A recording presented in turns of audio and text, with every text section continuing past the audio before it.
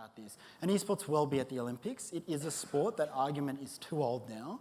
If you're challenged by that, please reserve it and think about it and start considering, well, if this is going to be at the Olympics, who's already done the research? Who's already done the arguing?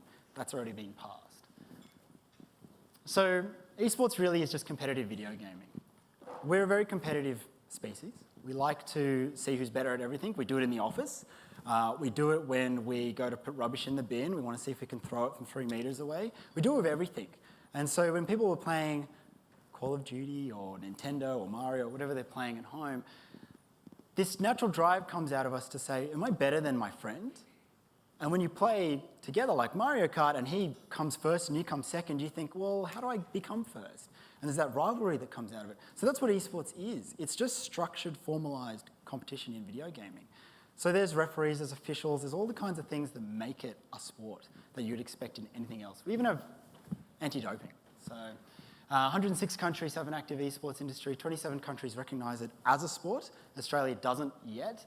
The largest prize pool to date was last year at $23.8 million. An Australian came first in that. He walked home with $2.5 million US in the pocket. Unfortunately, our industry isn't strong enough to keep him here. He now plays out of Korea. Our audience is 192 million. That translates to roughly 1.5 million Australian esports fans here. And the industry is only at $1 billion at the moment, but it's a subset of a $100 billion industry. And that's got the potential to grow into that world. So what do we talk about when it's a sport? It has a lot of the 4 pillars, the mythical pillars of what defines a sport. So we've got participation, there's structure, there's rules. We have elite competition, amateur competition, and all kinds of events, from stadium level events to lounge room events, when 4 guys get together and they say, I bet you $50 I'm the best. It engages physical fitness, it engages mental fitness, and it engages skill from all kinds of levels.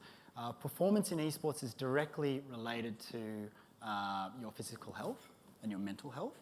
So a lot of the elite players diet well, they train well, they have a psychotherapist that works with them, and so on. So you sort of see a lot of these areas coming out of it. It is still fresh, so they're not well developed, not well researched, but there's all these correlations that are coming out that people are starting to pay attention to. Community-wise, it's incredible. So more and more every day I hear about a parent who wants to hang out with their kid more. And yes, they pass the ball in the backyard, but when they come down to relax and they go to watch a movie or something like that, they're preferring to actually play games together because they're talking, they're problem solving, they're interacting, they're versing other families or other kids out there together. So it becomes this strong bonding element for parents and families. It's great for friends at school, friends off field and so on. One thing that I find absolutely amazing, and this is something that's happening broadly across our society, with the rise of technology and social media, we are seeing more cyberbullying. It's so easy to hide behind a computer and an invisible avatar and abuse somebody, express racist thoughts, sexist thoughts, and so on. What we're seeing in esports is it takes people who have suffered from that and have been isolated and have gone into video gaming, where they find a community that they can engage with, who can't see their face, who can't see their race, can't see their culture, can't see their gender, and they still hang out and have a good time together. But then when they turn up at a live event, because they want to watch their favourite player compete, or they are competing themselves, and they actually start to meet, they've already passed all the barriers of who you are, what's your religion, what's your culture, what's your gender. It's just their friends already. And so we're seeing that it's actually a great platform to bring people together and challenge barriers.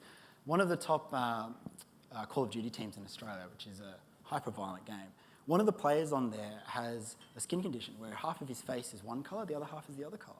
Now, he is challenged at school and when he went to university with socially interacting with people because he just felt very self-conscious of himself. But his esports team did not care. They were very accepting of him, very welcoming of him, and the entire esports community was as well, because they recognised his talent on screen before they met him, and they put that aside. And there's a lot of clubs developing. Adelaide Football Crows have a team now. Governance is something I've been working on for the better half of my life now.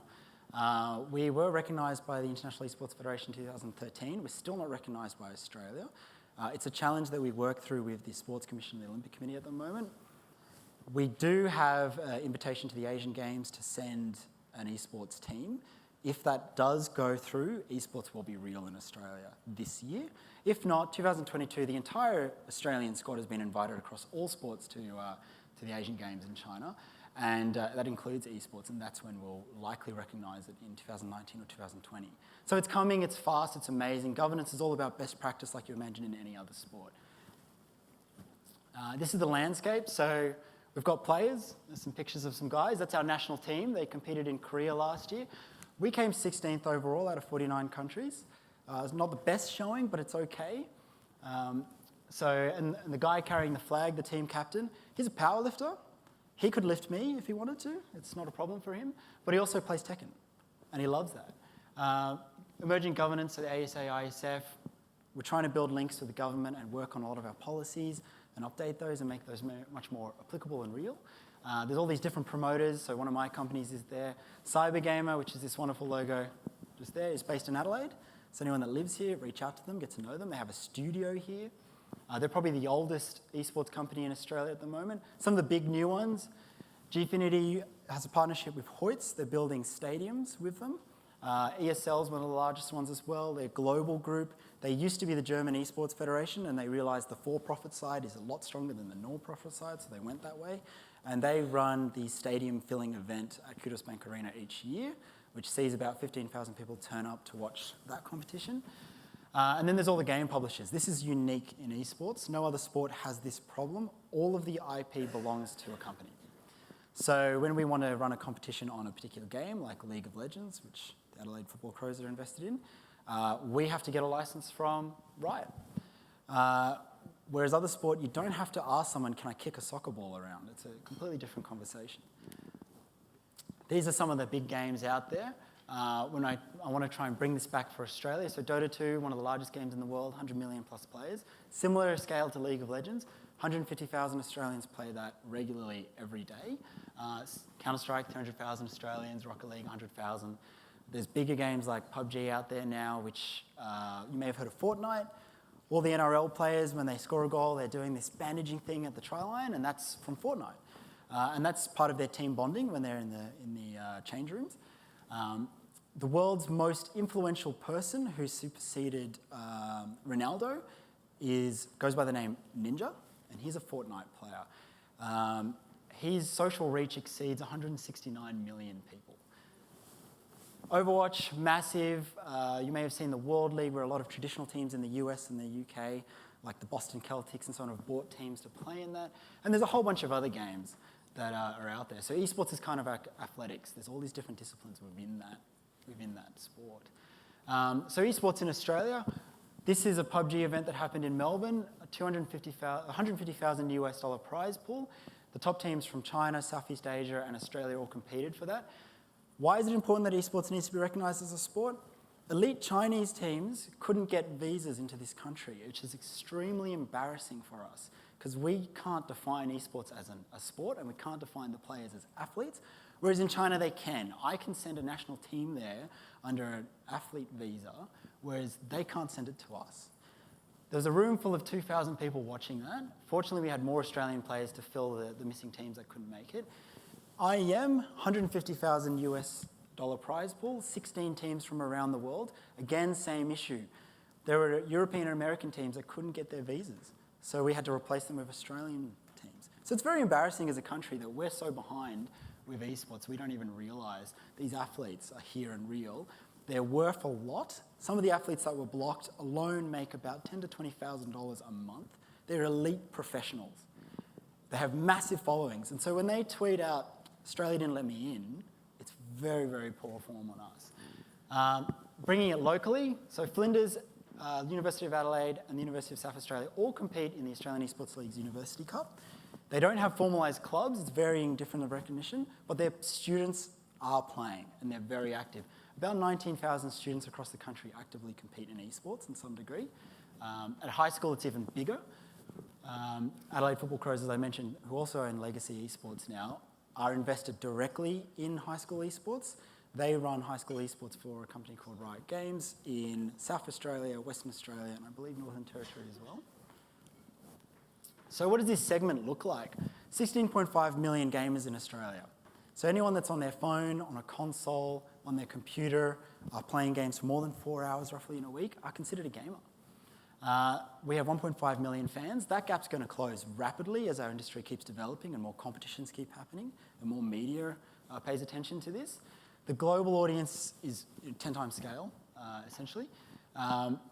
What's the age of the audience? And I remember speaking at the Sports Analytics Conference last year, and this terrified everybody.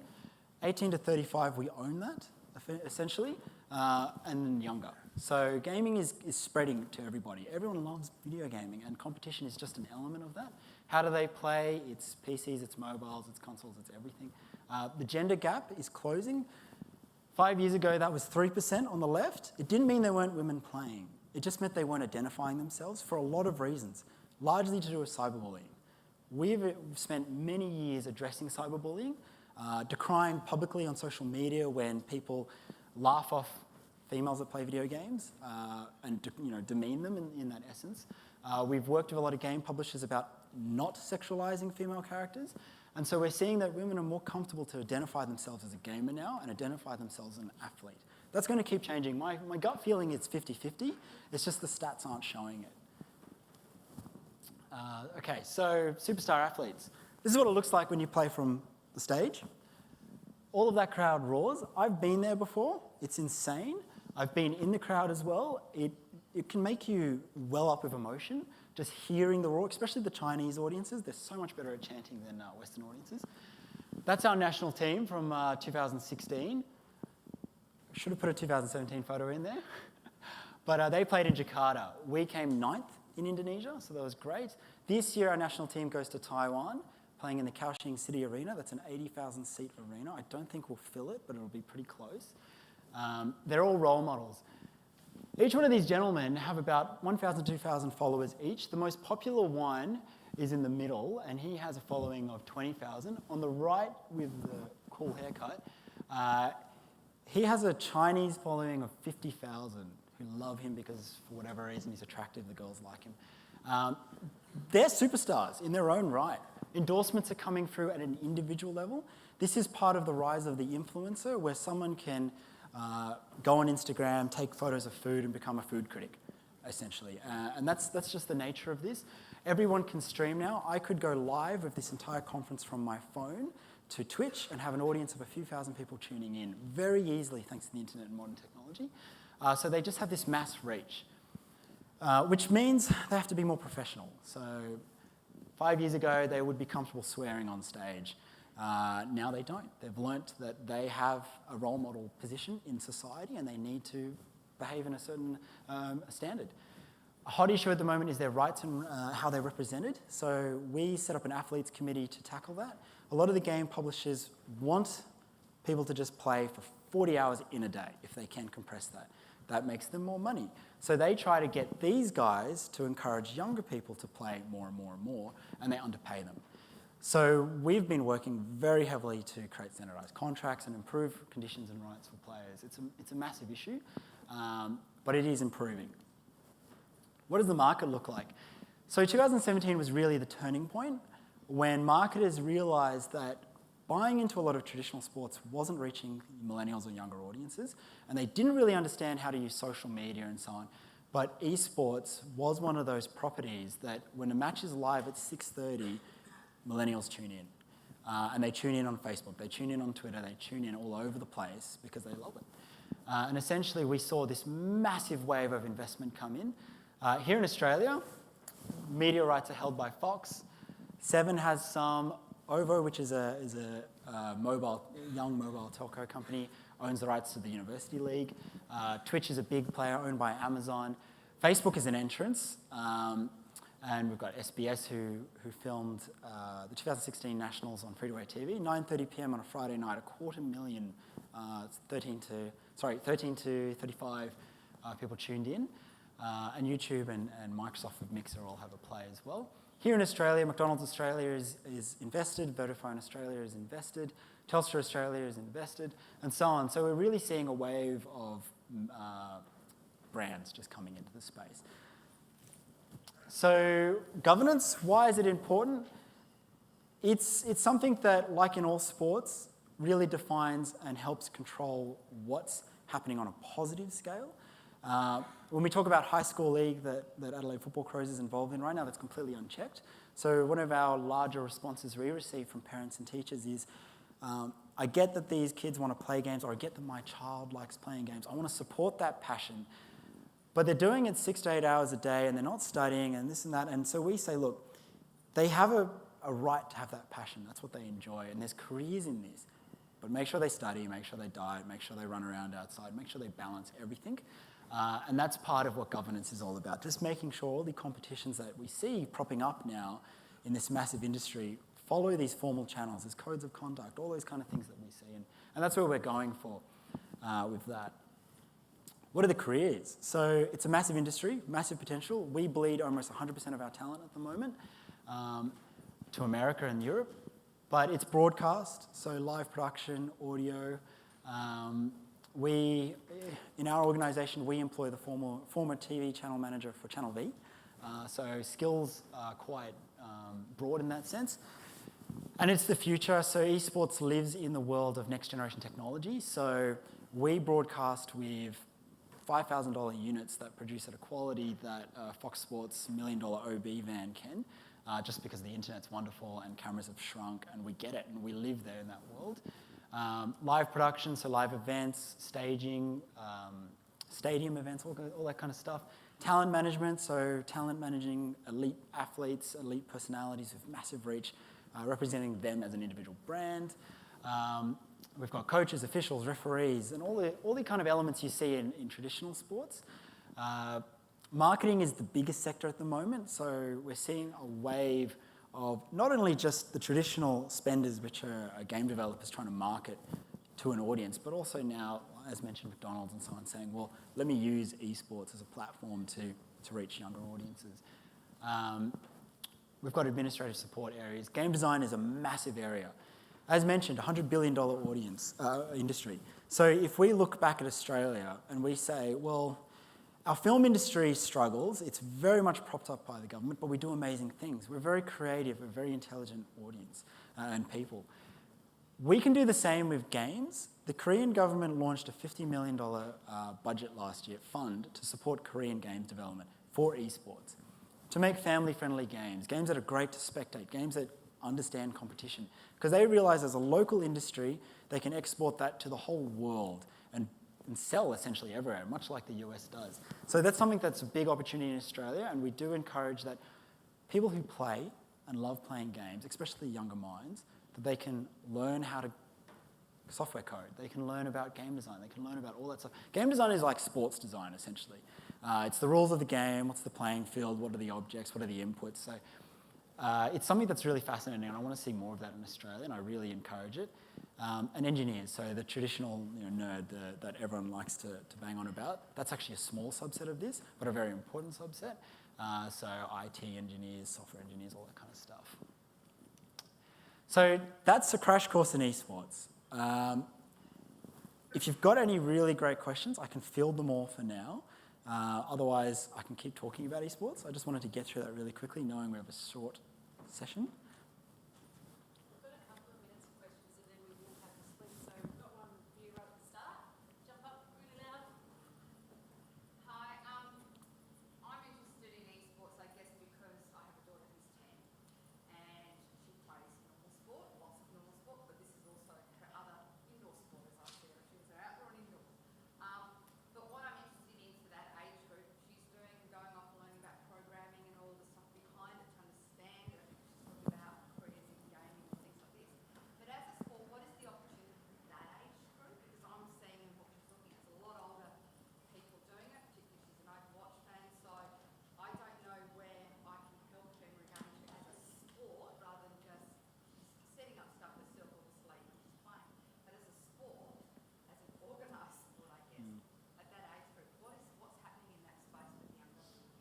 Essentially very little.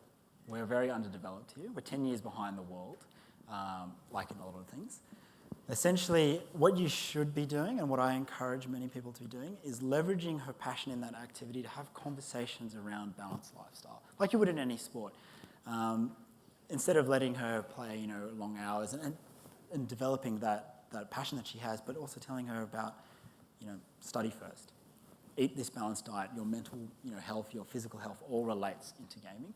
When she gets to an age where she can enter a university league or the pro leagues that are currently here in Australia, then she's very well kitted out with those skill sets that a lot of her peers don't actually have yet. So she can turn up to competition and say, well, actually, I have a disciplined training regime and I take care of myself, so I'm going to outperform. So that's something I would encourage at this young age. We're going to see a wave for youth esports with high schools and schools continually, you know, addressing this issue. It's just not there yet, other than League of Legends with their high school esports program, but I don't think it's been handling very well. So, yeah. Look, unfortunately, time is away, and I know lots of people have questions. Again, please put your hands together for Darren Kwan.